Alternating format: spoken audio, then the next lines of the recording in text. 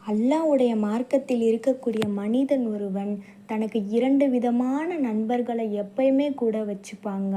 அதுதான் உண்மையான நட்பும் சிறந்த நட்பும் கூட. உங்களுக்கு ஒரு நண்பன் இருக்காங்க அப்படின்னா, உங்களுக்கு எப்பயுமே புகழ்ச்சிய மட்டுமே குடுக்காம, நீங்க ஒரு தப்பு பண்றீங்க, தவறான வழியில போறீங்க அப்படின்னா, அந்த தப்ப சுட்டிக்காட்டி, "நீ இத பண்ணக்கூடாதுடா, இது தவறான வழி, இது செய்யக்கூடாது" அப்படின்னு அந்த தவறிலிருந்து உங்கள மீட்டுட்டு வந்து நல்வழிப்படுத்துகிற நண்பனை தேர்ந்தெடுங்க.